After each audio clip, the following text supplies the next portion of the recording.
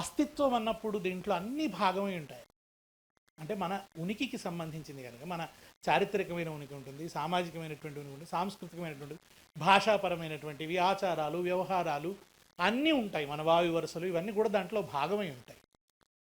దీంట్లో రాజులు భాగమే, ప్రజలు భాగమే, పాలకులు భాగమే, పాలితులు భాగమే.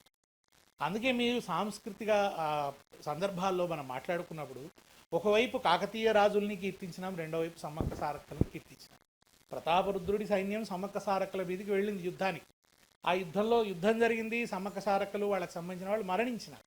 అయినా మనం అటు ప్రతాపరుద్రుడిని కాకతీయుల్ని ఓన్ చేసుకుంటాం, ఇటు సమ్మక్క సారక్కల్ని ఓన్ చేసుకుంటాం, కొమరం భీముని ఓన్ చేసుకుంటాం, నిజాం రాజు కాలం నాటి కట్టడాలను చూసి కూడా ఒక ఆర్ట్స్ కాలేజీని చూసి దాన్ని కూడా మనం ఓన్ చేసుకుంటాం. ఇది అస్తిత్వ ఉద్యమాలకు ఉండేటువంటి ప్రత్యేకత. మీరు భారతదేశ సాంస్కృతిక పునరుజ్జీవన సందర్భాన్ని చూస్తే కూడా మీకు అట్లనే అప్పటి గొప్ప చక్రవర్తుల్ని, పండిట్ జవహర్లాల్ నెహ్రూ గారు భారతదేశ స్వేచ్ఛ పొందిన తర్వాత, స్వతంత్ర ప్రభుత్వం ఏర్పడిన తర్వాత ఈ దేశం యొక్క రాజముద్ర ఎట్లా ఉండాలనంటే, ఆ రోజు వాళ్ళు సారనాథ్ నుంచి అశోకుడి ఆ స్తూపంలో నుంచి 3 సింహాలను రాజముద్రగా స్వీకరించారు అధ్యక్ష. అది రాచరిక చిహ్నం కదా అని చెప్పి వాళ్ళు దాన్ని ఏమీ నిరాకరించలేదు. ఎందుకంటే భారతదేశ అస్తిత్వంలో రాజులు కూడా భాగం కనుక, అశోకుడు కూడా భాగం కనుక. అందుకని వాళ్ళు దాని తర్వాత మన భారతదేశ జాతీయ పతాకం చూస్తే దాంట్లో అశోక చక్రం ఉంటుంది, అది కూడా రాచరిక చిహ్నం. అట్లని వాళ్ళు నిరాకరించలేదు, దాన్ని గౌరవంగా గర్వంగా స్వీకరించారు. అది మాత్రమే కాకుండా మనకు ప్రధానమంత్రులు ఎవరు ప్రసంగించినా, ఏ పార్టీ వాళ్ళైనా ఎర్రకోట నుంచి ప్రసంగిస్తారు. ఎర్రకోట రాచరిక చిహ్నం, అది షాజహాన్ కాలంలో నిర్మించినటువంటిది. అంతెందుకు అధ్యక్ష, మన రాహుల్ గాంధీ గారే చెప్పారు,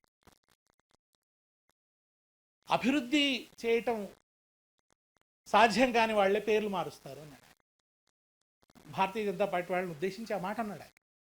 ఎందుకు వచ్చింది ఆ సందర్భం అంటే, మొఘల్ చక్రవర్తులకు సంబంధించిన చిహ్నాలన్నింటినీ కూడా మేము మార్చేస్తాం అని భారతీయ జనతా పార్టీ వాళ్ళు అన్నప్పుడు, కాంగ్రెస్ పార్టీకి సంబంధించిన మేధావులు కానీ, కాంగ్రెస్ పార్టీకి సంబంధించినటువంటి నాయకులు కానీ, విజ్ఞులైనటువంటి వాళ్ళు ఏం వాదించారంటే, బ్రిటిష్ వాళ్ళంటే మనకు బయట నుంచి వచ్చారు అధ్యక్ష.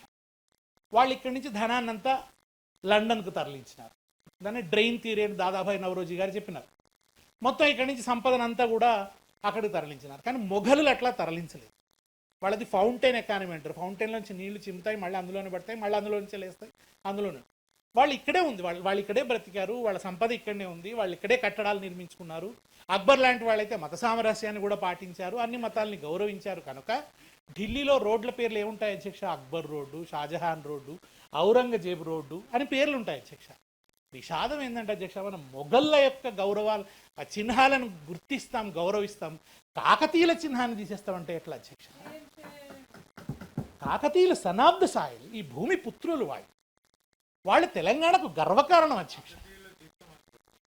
సార్, మీరు లోగోలో రాచరిక చిహ్నాలు అన్నారు, లోగోలో ఉన్నాయి 2 చిహ్నాలు లేదా 3 చిహ్నాలు, భారతదేశ 3 సింహాలు ఉన్నాయి. ఉన్న 2 చిహ్నాలు, ఒకటి మన కాకతీయుల తోరణం, రెండవది చార్మినార్.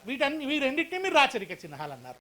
మొఘల్ రాచరిక చిహ్నాలనే కాపాడాలనుకుంటున్న కాంగ్రెస్ పార్టీ కాకతీయుల రాచరిక చిహ్నాలు తీసేస్తారా? టిప్పు సుల్తాన్ జయంతిని చేస్తారు అధ్యక్ష. కర్ణాటకలో కాంగ్రెస్ పార్టీ టిప్పు సుల్తాన్ జయంతిని చేస్తున్నారు. అది ఆహ్వానించకపోతే అన్ని మనం అంటే ప్రతిదాన్ని కూడా ఇవాల్టి కొలమానాలతో చూస్తే కుదరదు అధ్యక్ష. అప్పటి సంక్లిష్ట సందర్భంలో ఆ రాజులు ఏమన్నా ఉదాత్తంగా ప్రవర్తిస్తే ఆ ఉదాత్తతను స్వీకరించాలి మనం. అట్లనే నిజంగా మనం రాచరికం నుంచి వదులుకోవాలంటే ఏం వదులుకోవాలి అధ్యక్ష? నియంతృత్వాన్ని వదులుకోవాలి. రాచరిక కాలంలో ఉన్న నియంతృత్వాన్ని వదులుకోవాలి, నిరంకుశత్వాన్ని వదులుకోవాలి, ఫ్యూడల్ కుల భావనల్ని మనం వదులుకోవాలి. వాటన్నిటినేమో అందరూ కొనసాగిస్తున్నారు. అవన్నీ చాలా ఘనమైన కీర్తికి సంబంధించిన విషయాలుగా చెప్పుకుంటున్నారు ఒక పక్క. రెండవ పక్కనేమో మనం ఆ సంఘాలు పెట్టుకుంటున్నాం మనం ఆయా కులాల పేరున. నేను ఒకసారి అమెరికాకు పోతే ఒక మిత్రుడు అడిగాడు నన్ను, ఏమిటి మీకు హోమ్ సిక్ ఫీల్ అవుతున్నారా అన్నాడు. అమెరికాకు పోతే నేను ఎందుకు ఫీల్ అవుతున్నా, ఇక్కడ నాకు రాగానే పలానా కులం వారి కార్తీక భోజనం, పలానా కులం వారి వన భోజనం అని బ్యానర్లు కనబడుతున్నాయి, నాకు ఇండియాలోనే ఉన్నట్టుంది, ఏం హోమ్ సిక్ లేదన్నాడు. అంటే అమెరికాలో రోడ్లు వీధులుగా రోడ్లు విశాలంగా ఉన్నాయి, కానీ భారతీయుల మనసులు మాత్రం ఆ కులం అనే ఇరుకు సందులలోనే ఇంకా ఉన్నాయి. కనుక కాకతీయులను మనం చాలా గౌరవంగా ఆరాధించదగినటువంటి చక్రవర్తుల అధ్యక్ష వాళ్ళు. ఈ తెలంగాణ సాంస్కృతిక పునరుజ్జీవన సందర్భంలో కాకతీయ తోరణానికి చాలా ప్రాశస్త్యం వచ్చింది. నేను ఇంకొక విషయం కూడా గుర్తు చేయదలుచుకున్నాను అధ్యక్ష. ప్రపంచ తెలుగు మహాసభలు జరిగినప్పుడు, అంటే మొన్న తెలంగాణ రాష్ట్ర ఆధ్వర్యంలో కాకుండా అంతకుముందు మొదటి తెలుగు ప్రపంచ మహాసభలు జరిగినప్పుడు లోగోగా ఉమ్మడి రాష్ట్రంలో జలగం వెంకటరావు గారు అప్పుడు ముఖ్యమంత్రి లోగోగా కాకతీయ తోరణాన్ని స్వీకరించారు అధ్యక్ష. ఆ లోగోను చూసి చాలా ముచ్చటపడిన వెంగళరావు గారు ఇటువంటివే జ్ఞాపికలు తయారు చేయండి అన్నాడు. ఆ జ్ఞాపికలు తయారు చేసి ఇవాటి వరకు కూడా ఎవరు మన దగ్గరకు వచ్చిన సమైక్య రాష్ట్రంలో అధ్యక్ష ఇక్కడికి ఎవరు వచ్చినా కానీ పెంబర్తిలో తయారు చేసినటువంటి కాకతీయ కళాతోరణాన్ని మనం జ్ఞాపికగా ఇస్తాం అధ్యక్ష. ఇవాళ ఆ కళాతోరణాన్ని రాచరిక చిహ్నం తీసేస్తానంటే తెలంగాణ సాంస్కృతిక ఉద్యమంలో పనిచేసిన వాళ్ళందరికీ బాధ అనిపిస్తుంది అధ్యక్ష, దుఃఖం వస్తుంది అధ్యక్ష.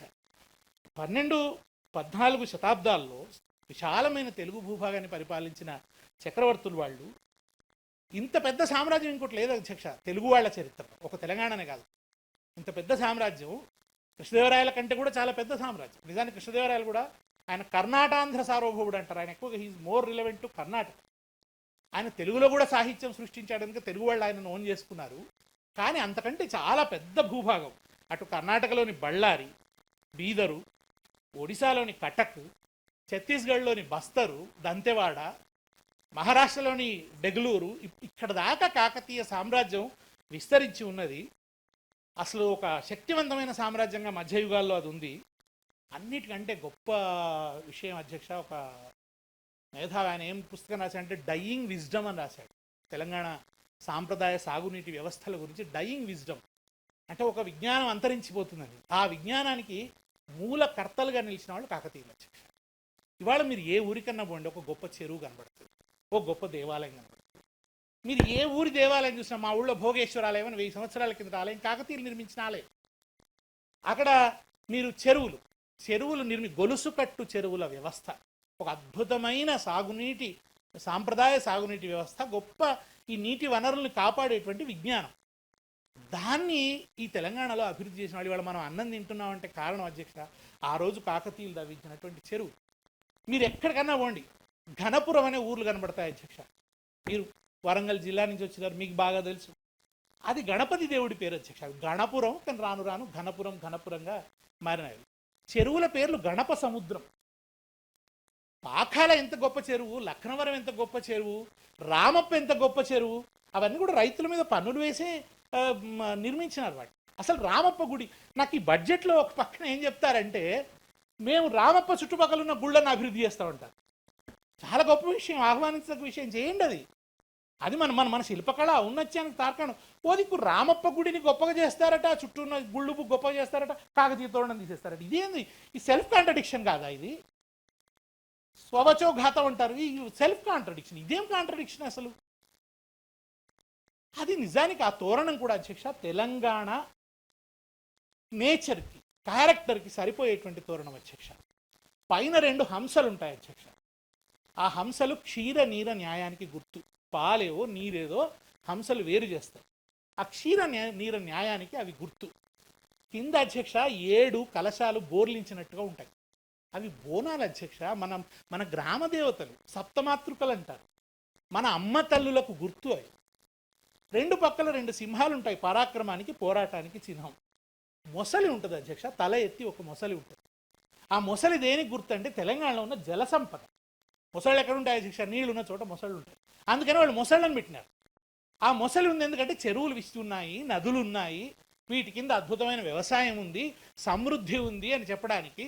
సిద్ధోద్వాహం అనే ఒక కావ్యంలో రామప్ప కింద పంటలు ఎట్లా పండుతున్నాయో, అవి బంగారు రంగులో ఎట్లా మెరిసిపోతున్నాయో అద్భుతమైన పద్యాలు ఉన్నాయి అధ్యక్ష. అట్లా వాళ్ళ సంపదకి సమృద్ధికి గుర్తుగా తల ఎత్తిన మొసలిని పెట్టినారు. మత్స్యం ఉంటుంది అధ్యక్ష, చేప ఉంటుంది. అంటే చేపలు ఇవాళ మనం తెలంగాణ వచ్చిన తర్వాత కూడా మత్స్య పరిశ్రమ అభివృద్ధికి పెద్దపీట వేసుకున్నాం.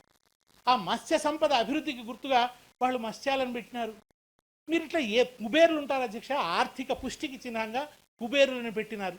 ఈ మొత్తం ప్రకృతికి మూలంగా నిలిచింది మనుషులే. ఈ లోకానికి మూలకర్తలు మనుషులే అని చెప్పడానికి వాళ్ళు కుబేరుల విగ్రహాలను పెట్టినారు. ఈ సంకేతాలు చూడండి, నిజంగా తెలంగాణకు ఎంత గొప్పగా సరిపోతాయో. అది గేట్వే ఆఫ్ తెలంగాణ అధ్యక్ష.